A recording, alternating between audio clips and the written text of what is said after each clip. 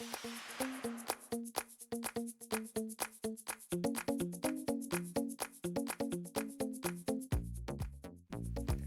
following is an 11-step procedure for proper hand washing.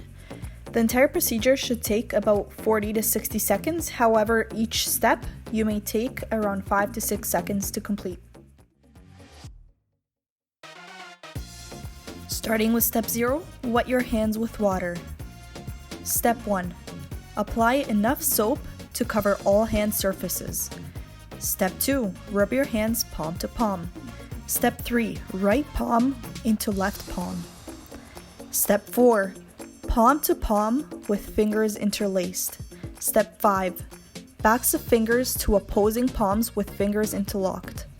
Step 6, rotational rubbing or left thumb clasps in right palm and vice versa. Step 7, rotational rubbing backwards and forwards. Step 8, rinse your hands with water.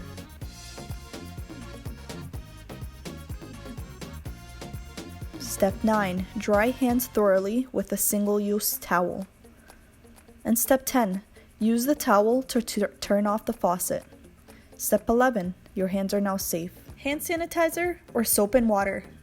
When your hands are visibly dirty, contaminated with proteinaceous material, or visibly soiled with blood or bodily fluids, wash your hands with soap and water.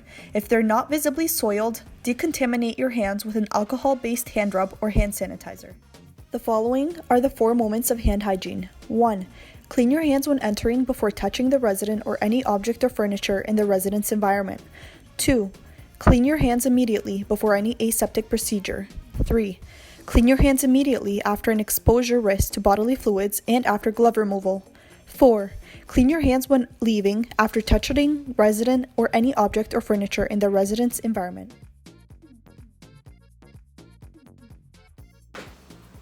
Hello, my name is Adrienne. I'm going to be your student nurse for today. Can I get your first name?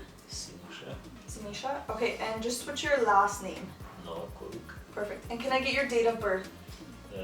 December the 4th, 1963. Perfect. Okay, I'm just going to confirm this with your wristband. Perfect. So how are you feeling today, Sinisha? Okay, not bad. Good. That's great. Pain assessment can be taken using a numeric rating scale or this visual representation, simply by asking what level is your current pain with an example as well as where is it located and how you would describe it. Okay, so now we're going to be assessing your pain, Sinisha. Tell me on a scale of 0 being no pain at all and 10 being the worst pain that you've ever experienced. So maybe like putting your hand in some hot water. What pain are you experiencing on that scale? Maybe 2 or 3. A 2 or 3? Okay, now tell me, where is that pain? Maybe it's in my stomach. In the stomach? Okay, yeah. And is it like a radiating type of pain, burning? I guess burning. Burning, so that's how you would describe it? Yeah. Okay, thank you.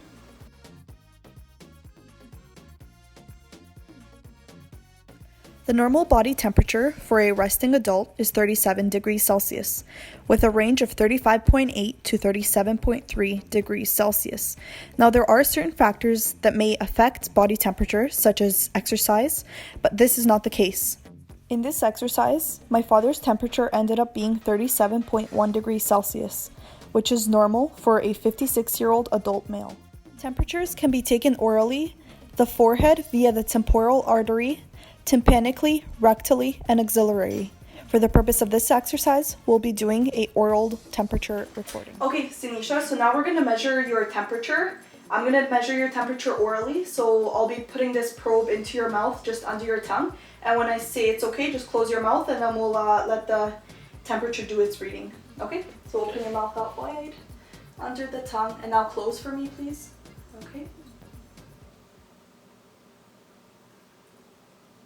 Beep, beep, beep, beep, beep, beep, beep. Okay, thank you.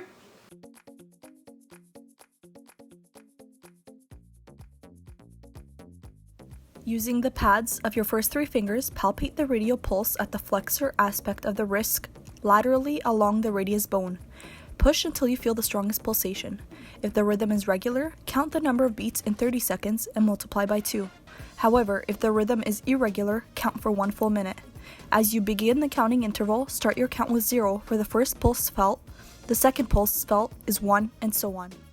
To summarize, you will be counting the pulse, but also feeling the strength of a pulse, which can be graded on a 0 to a 3+ scale. Your heart rate is the number of time your heart beats per minute.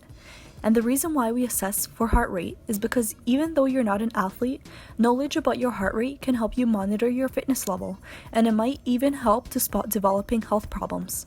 In a resting adult, the normal heart rate ranges from 50 to 95 beats per minute, and well-conditioned athletes may have a resting rate as low as 50 beats per minute. The rate normally varies with age, being more rapid in infancy and childhood, and more moderate during the adulthood and older years.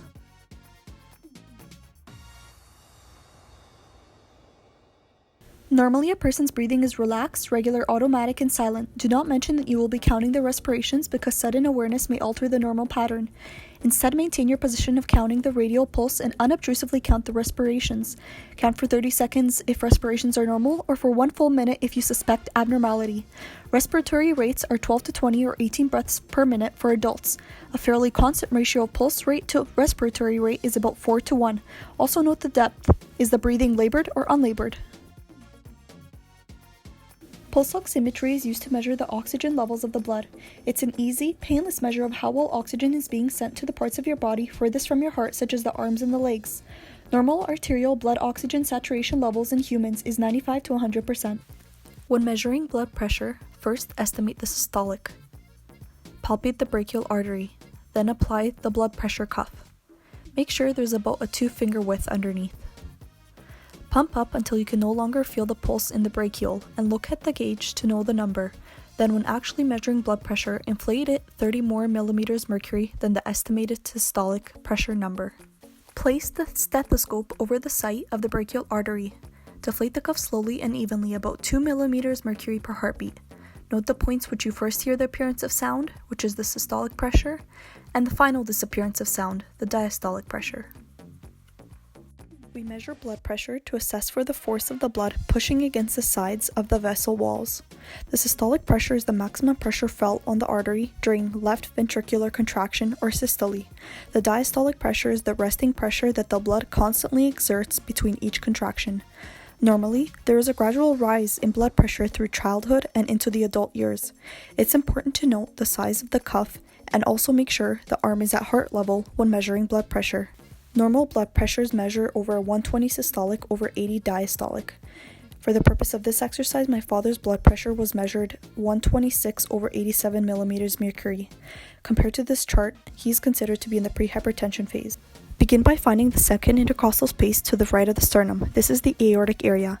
To the left of the sternum is the pulmonic area. In the third intercostal space to the left of the sternum is the Erb's point. In the fourth is the tricuspid area, and in the fifth intercostal space is the mitral area or the apex. There are 2 primary sounds to listen to. The first is S1 or lub, which is the AV valves closing at the beginning of systole. The second is S2 or dub, which is the semilunar valves closing to begin diastole. Posterior auscultation. Instruct the person to breathe through the mouth a little deeper than usual. While standing behind the person, listen to the following lung areas. Posterior from the apices at C7 to the bases, around T10, and laterally from the axillae down to the 7th or 8th rib. Use the side-to-side sequence as illustrated. You should expect to hear 3 types of normal breath sounds: bronchial, bronchovesicular, and vesicular. Adventitious sounds are abnormal sounds caused by the collision of moving airway secretions in the tracheobronchial passageways. Anterior auscultation should be performed in a similar fashion, moving side to side as illustrated. Begin in the right lower quadrant at the ileocecal valve area and move clockwise. Note the character and frequency in sounds. Normally high-pitched, gurgling, cascading sounds occur regularly anywhere from 5 to 30 times per minute. Listen for about 15 seconds in each quadrant. Judge if they are present, hypoactive, or hyperactive. You must listen for 5 minutes before deciding the bowel sounds are completely absent. Take the bell side of the stethoscope and listen for aortic, renal, and femoral brueries. Percussion. Assess for general tympany in all 4 quadrants of the abdomen, beginning in the right lower quadrant.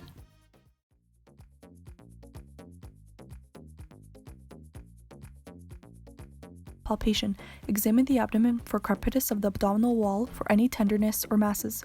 The liver and kidneys may be palpable in normal individuals, but other masses are abnormal.